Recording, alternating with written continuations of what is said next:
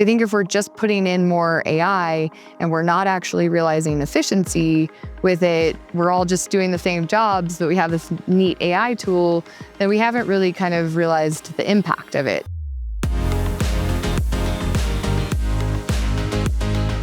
Welcome to another episode of the e-commerce toolbox experts perspective. Joining us today, we have Felice Papich, who is the SVP of Digital Technology, Experience, and Insights over at Crocs. Really excited to have you on the show today, Felice. Yeah, happy to be here. Thanks for having me on. Awesome. Well, very excited. It's a brand I love. My wife sometimes may or may not make fun of me when I wear the shoes to cut the lawn. But with that said, I think everyone owns a pair. And I'm really excited to hear about your story and more importantly, what you've been able to do at Crocs. So maybe start off by sharing a bit about your career journey, how you ended up at Crocs. Your tenure's been quite long. So you've definitely seen different shifts of the business, but I'm sure they want to hear it from you and not me. So I'd love to have you kick that off. Yeah. I actually started in accounting. So a little bit of a different, I'd say, path to being in the digital space and kind of just saw the fast-paced moved environment, the exciting kind of moment it was having back in the kind of early 2000s and found an opportunity with Deckers Brands. So jumped in there, kind of built the technology and digital product program there just by leaning into opportunity, seeing what we might be done, kind of really learning through how digital was growing at the time. It was also really interesting to be with a company that started in wholesale and moved into the digital space. So that was a great kind of learning experience. Spent a long time there growing with the brand, with the company, and then took my career onto more of the agency side. So went over to Merkle, had some opportunity there to really kind of develop their content expertise. So got to work with all different types of clients from banking to HBO to avocados from Mexico. It was kind of all of this different experience that really kind of gave me this opportunity to see different landscapes within the digital environment, learn a little bit more about content, storytelling in the digital landscape. It was really exciting, a lot to learn, and a nice experience to be on the alternative side of the experience. And then came to Crocs to work with an old colleague of mine that I had and build out, again, the digital product and technology space here on the digital side with Crocs. And I've been here for a little over 6 years now, which has been extremely exciting. I've seen all aspects of growth from the brand. Got here in like 2019. So right as kind of the Post Malone collaboration was happening, a lot was shifting with the brand. And I think really what I thought was exciting is there was just kind of this really interesting meld of cultural brand experience, leaning into the icon of their product and being digital first. So it was kind of this really, really nice mix of a company that had culture, it had innovation, it had experimentation. So I really felt like it was the next opportunity for me to kind of lean in and grow my career. And I obviously haven't left, so I've really enjoyed it. That's awesome. And I'm also very interested, and this might be a bit before that, but also during the pandemic, Crocs was very kind of polarizing in pop culture at a time. And now it's a big business, $4 billion business. From your seat and obviously being on the leadership teams, like what kind of changed? How did you guys embrace that shift? Did you manufacture it? Like curious about how the teams navigated that to basically turning it from something that was a bit polarizing to kind of a staple. It was kind of this, I'd say like there's an immediate and long-term kind of process behind it. I think we just thought, why not lean in to our polarizing factor? Why not lean into our icon? So taking the classic clog, which everybody associates with Crocs, they call it a Croc. Everybody knows it. Let's lean into the authentic state of that product and really just bring it to life. And so we kind of made that whole brand shift in which we were going to lean into this moment and celebrate the icon, celebrate our product, really kind of have the consumer really feel that that is a moment with the brand that they have. And then the second part of that was really this moment of just connecting with the consumer. So this whole concept of come as you are. So we really leaned into that. We really felt like that was a moment, especially during shifts like the pandemic, where we'd really just let the consumer be exactly who they are. We had a brand moment and a deep connection with them, no matter what that moment was or what product that was. And really started to listen, started to engage and take that into kind of the digital lens. So we really took that a step further and really changed that into, rather than campaigns, we changed that to connecting. We really made it as like an opportunity to really talk to the consumer. Really also changed instead of trying to drive the consumer into a funnel, we just went where they were. So if they were in Amazon, we went to Amazon. If they were on Instagram at the time, and obviously now in our moment of being really present in TikTok, that's where we were. So we kind of just started to lean into talking to the customer where they are, kind of leaning to that come as you are, that message that we have. And then I think kind of finally it's really moving from one size fits all into that personalized message again, which kind of really translates into that overall vision for the brand and kind of coming back to that icon. So I really think that it's this very personalization just is a natural fit with Crocs. And we kind of really leaned into that and the consumer responded. And I think people really want that moment of just pure natural communication with any brand now. I mean, it sounds like a lot of change to metabolize on the marketing and the digital side. What did you have to do to make that possible? Like, did you have to implement any frameworks that enabled your teams to iterate quickly? Like, how did you make it kind of personalized at scale while also being rapid? Yeah, one of my number one jobs I see here at Crocs is to create a foundation that we can pivot immediately. And I think that's important. So I think composable is obviously a very trendy word right now. But what I think about that is how do you create an environment in which you can be scrappy, you can be agile, you can use the best of breed tools that can quick turn a process for the team quickly. I think the other aspect of that is unified insights.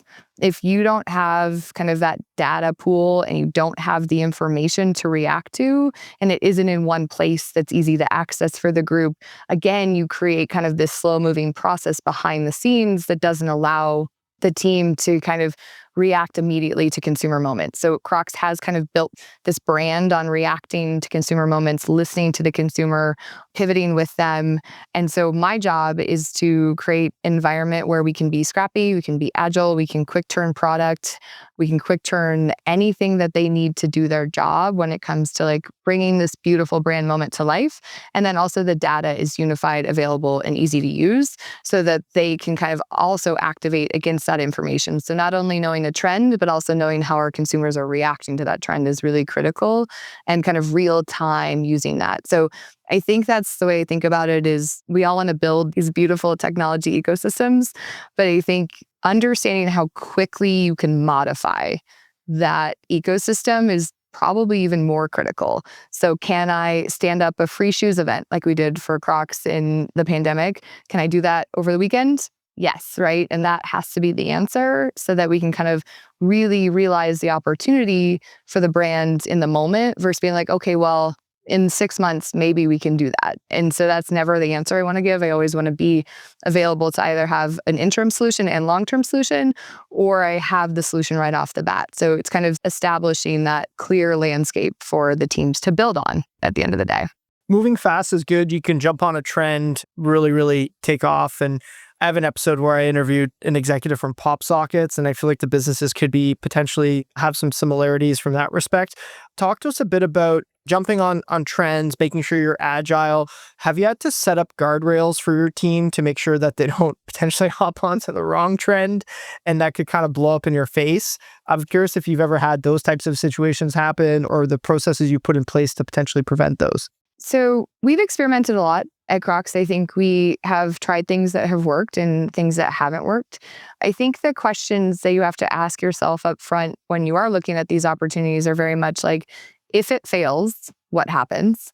You have to be really honest with yourself about if this doesn't work, what are the impacts when we evaluate it?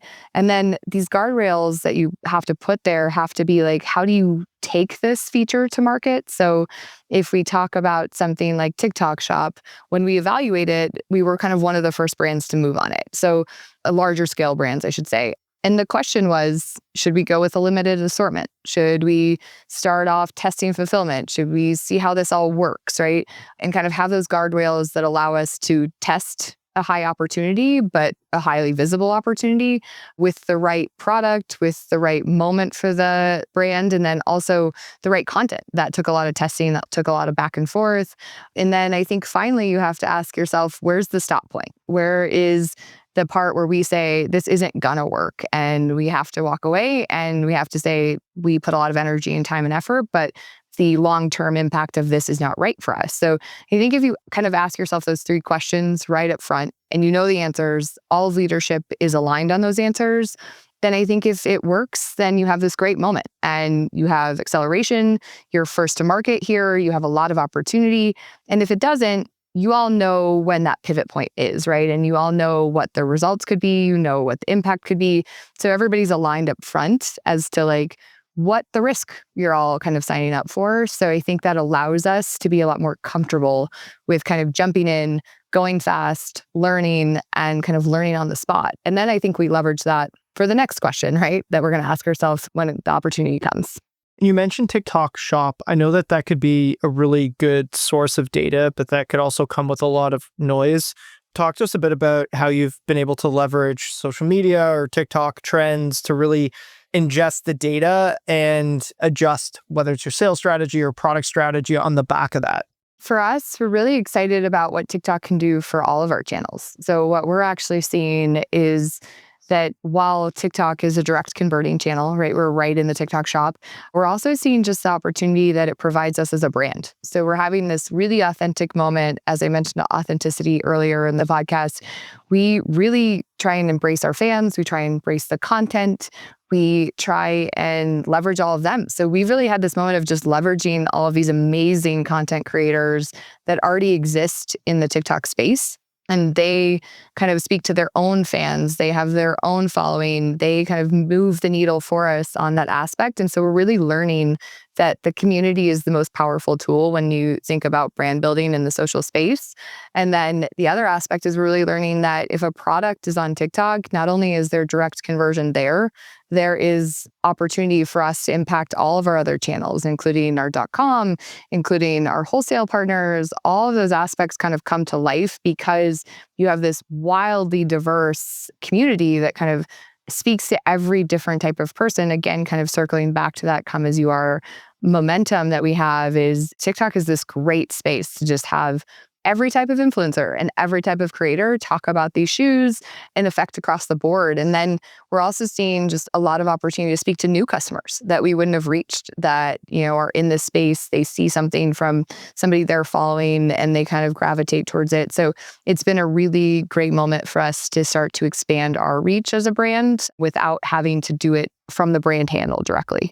And you recently just spoke at ETL Boston about personalization at scale. And this actually touches on, we recently just released our 100th episode. And one of the things that our CTO said on the podcast was AI is just a technology that you use to accelerate to an outcome, which really, really stuck out to me. And I'm curious to hear now that kind of ETL Boston's come and gone, you talked about personalization at scale and really using data and AI to have a really good unified experience. Maybe talk to us a bit about everyone's hot topics are personalization and AI or some variation of that this year. Maybe talk to us a bit about what you learned, what your talk was about, and maybe if there was anything that you learned during the show that you could take away as like an actionable, concrete example of this working in the field.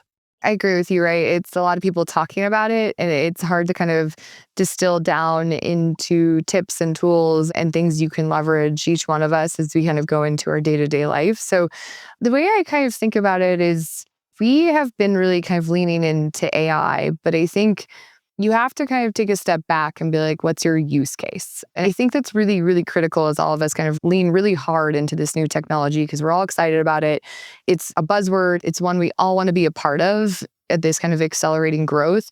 But I think you have to sit back and be like, what am I solving when I do this? And that's going to be kind of that critical moment that we're going to get the most out of the technology. Because I think if we're just putting in more AI and we're not actually realizing efficiency with it, we're all just doing the same jobs, but we have this neat AI tool, then we haven't really kind of realized the impact of it. So when we talk about it, I think we've really seen some key opportunity for personalization of marketing and content. That has been huge. We have leaned into that across the board. And it's not creating net new images. It's just making modifications to backgrounds or things of that can like change how that image shows up for a different person or a different segment. So I think that one has been really critical for us. I think the other one is just leveraging our current vendor stack that is also bringing AI to life.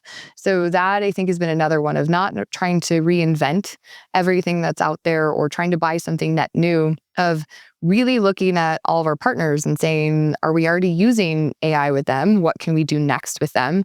I think search and merchandising is another critical factor that we brought to table of how do we use AI to do more, to get more efficient, to reach more customers, to have better results. And the results have been amazing. We've seen really critical kind of return there.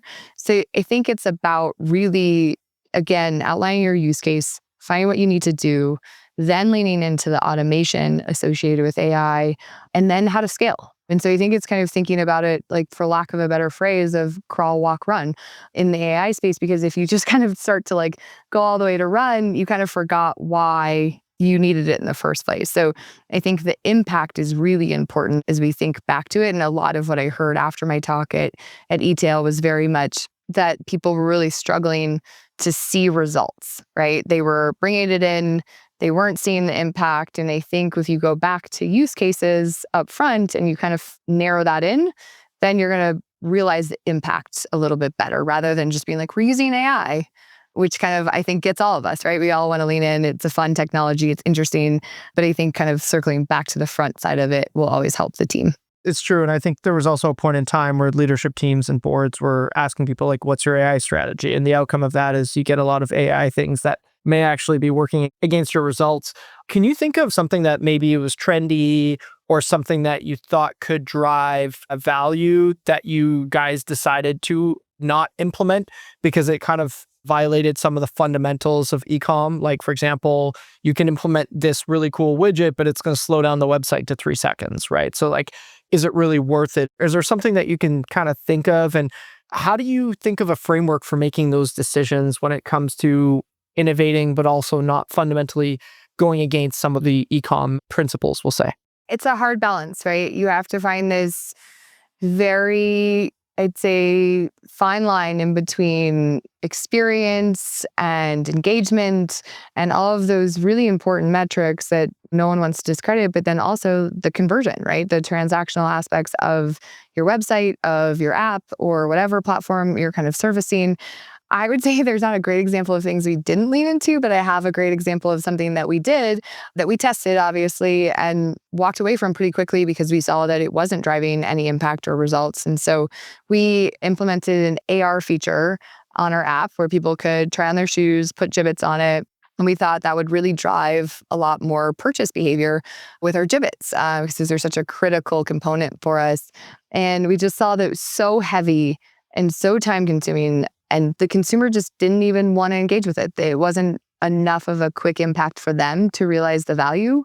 It was way too much time we were asking from the consumer to engage with this product. And it wasn't driving any incremental purchases. It wasn't even driving incremental engagement or downloads to the app. So we'd put a lot of time and energy into this one, unfortunately. But we were, I think, quick enough in measurement to realize this isn't the right direction for us. It isn't achieving our goals. And so we're going to take this down and we're going to work on the next feature and next phase of how we might drive Jibbitz, we might drive engagement in a different way that I think is a bit more of that.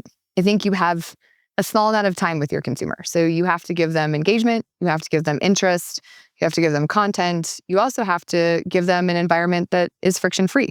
So one that they are excited about, that gets them where they want to get. So if you create more of a barrier by trying to create an experience, you're not doing your job for them because they have to make more decisions to get to their end result, which I think is kind of always something we think about is, are we actually creating a better environment for our consumer, or are we creating a harder environment and speaking to ourselves when we bring this to life? So I think that's something you have to always ask yourself. And then, the age-old concept of A/B testing, right? To A/B test everything. If you're not sure, if you're kind of going after a little bit of a new experience or you're thinking about something, you should always test it. You should always see what your consumer tells you and listen to that. I think there's always this instinct to want this new technology to work. You want it to be there. You want it to be exciting. I think you have to be willing to say the consumer's telling you it's not working. And you have to be able to kind of move on and iterate to the next phase of that.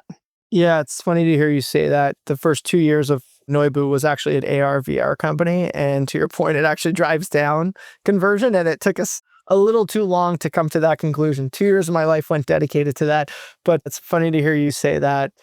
On the back of that, talk to us a bit about some of the learnings from the kind of the Justin Bieber collaboration. I know it created some potential, there were spikes in traffic, maybe some stability issues. How did you think about resilience on the back of that? Those moments are always great in a sense, but in another, they can create scar tissue. So maybe talk to us a bit about your learnings on the back of that.